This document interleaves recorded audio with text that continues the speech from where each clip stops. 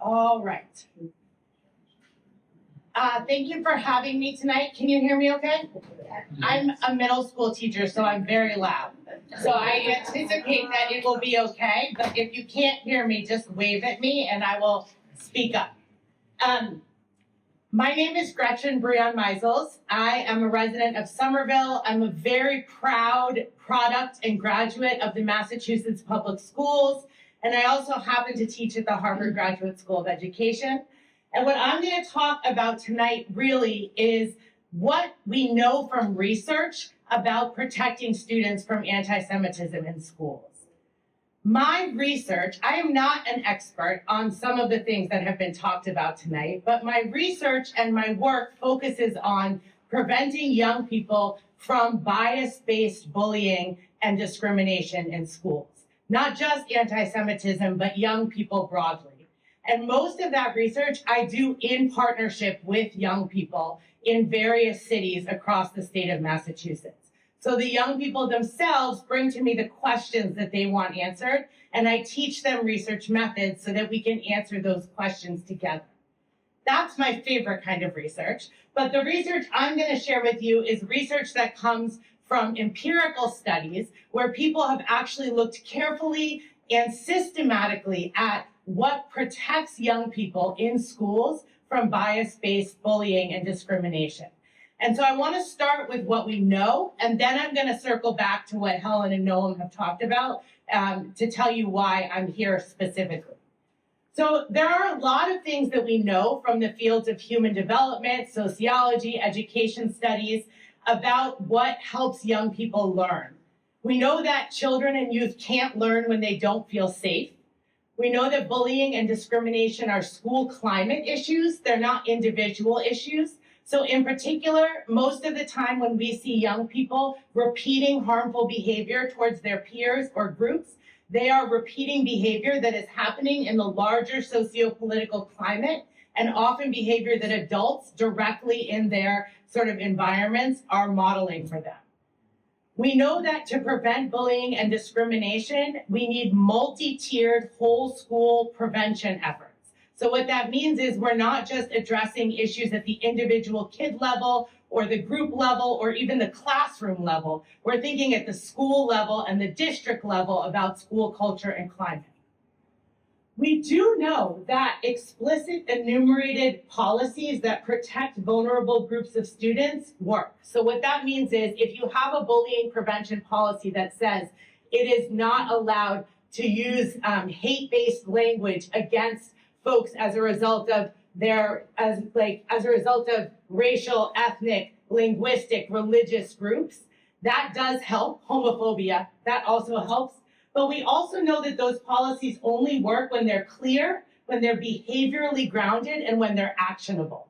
So if they're vague and fuzzy, it actually makes it harder for adults and youth to stay safe in schools because it's confusing to figure out how to implement them and what exactly they're talking about.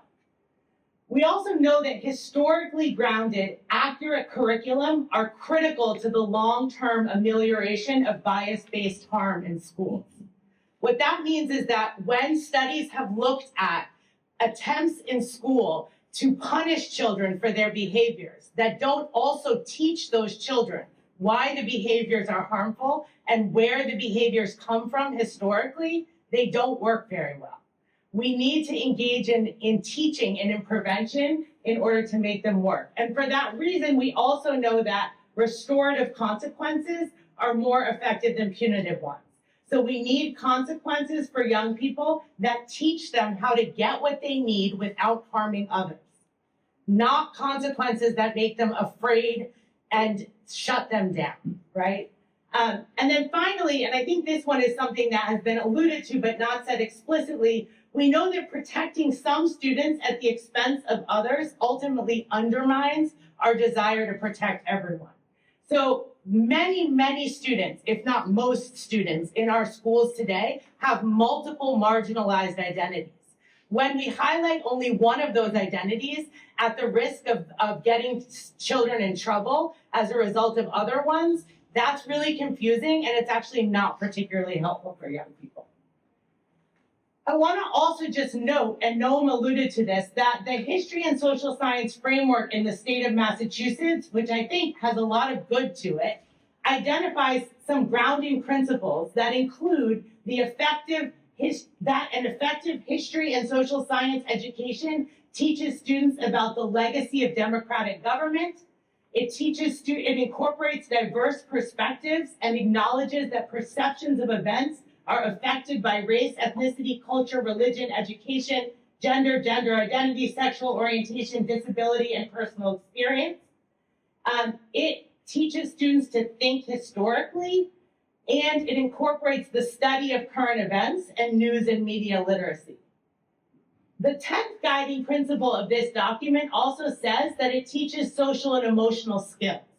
And in naming how that happens, it says that we need to support students. It actually says teachers need to help students understand how their own unique experiences and ideas influence their perceptions of and feelings about history and current situations, need to encourage students' own power to take thoughtful action, need to increase students' understanding of others' fundamental needs and human and civil rights, and need to increase students' capacity to participate in dialogue across difference.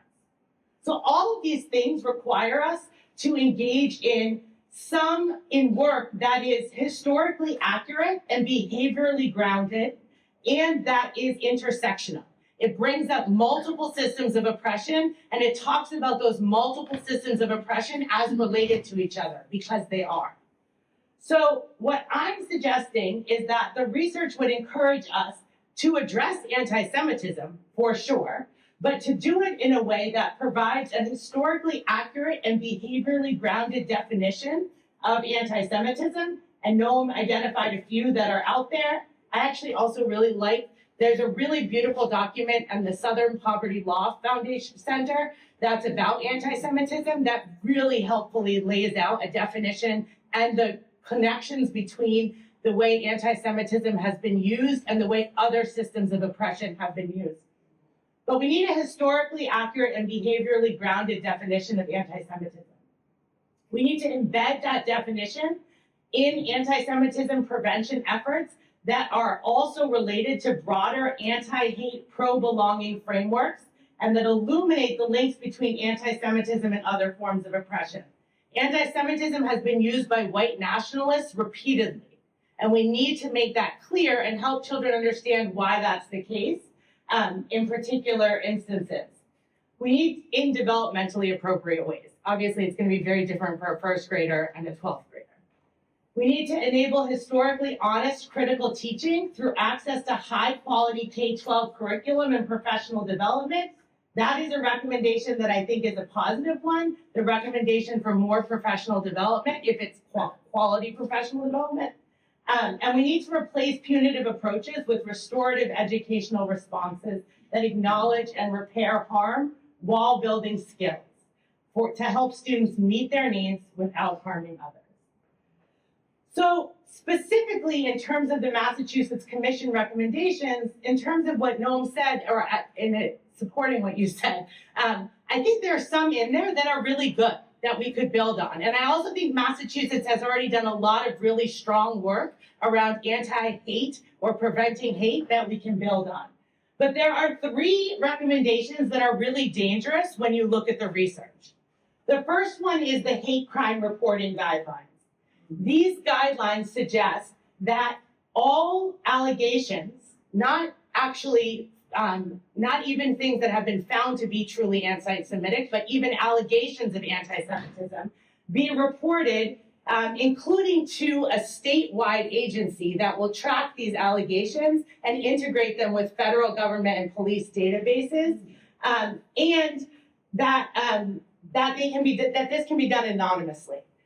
That is really scary for a lot of reasons, but it's particularly scary when children are involved, because what it means is that allegations are being conflated with charges, that due process and parents' rights are being undermined, and that anti-Semitism is in danger of being weaponized in ways that undermine our shared humanity and safety. And what I mean by that is that you can imagine that this is going to differentially impact different groups of people, probably based on research, with a more negative impact on people who are undocumented, people who are low income, people who may be Black or Latinx.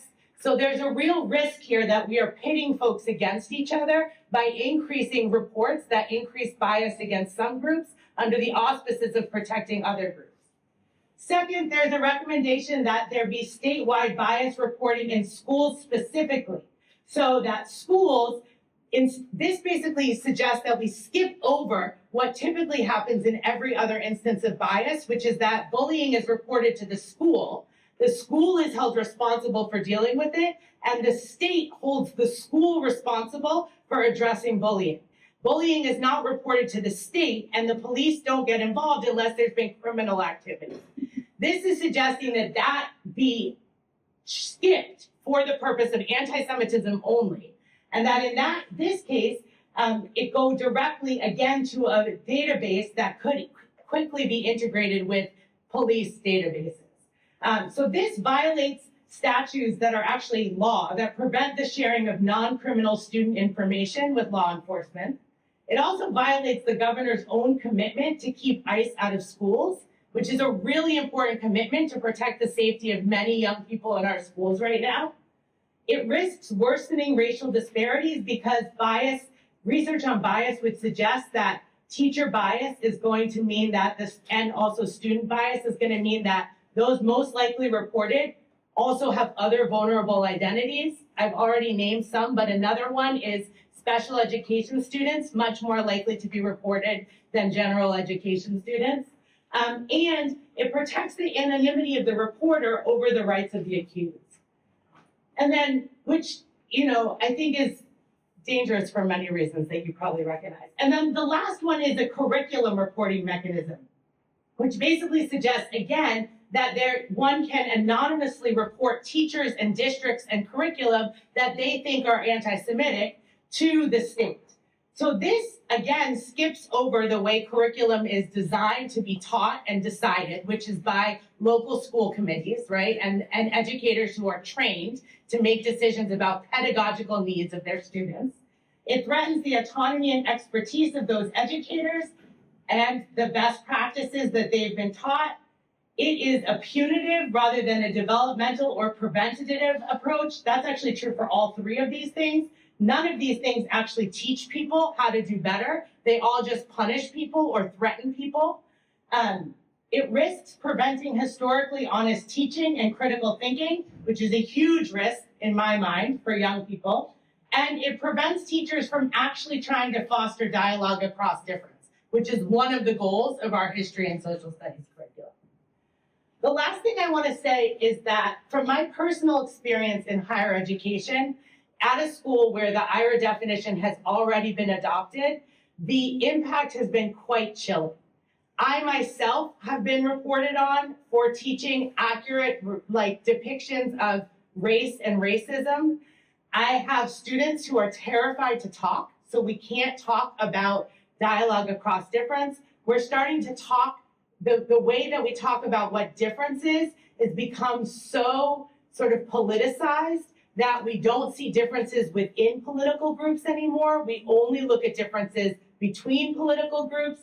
And it really feels like students are being routinely threatened for both activism and their efforts to stand in solidarity with each other.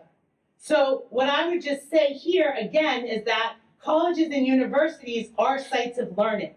They already have confidential ways for community members to report bias that are important. We need those for sure. But they are ways that work that are the same mechanisms that exist around racism, around harassment, around any other kind of bias. And they also protect the person who's being accused so that that person doesn't have to feel afraid to show up or speak or come to campus, right? Those things are being, again, overridden by a set of recommendations that suggest that, that political actors know better than educators how best to educate children. And I think, for me, that's fundamentally what I want to say is that I really want us to honor the training and the work of educators who I believe are really the experts in what it means to support our children.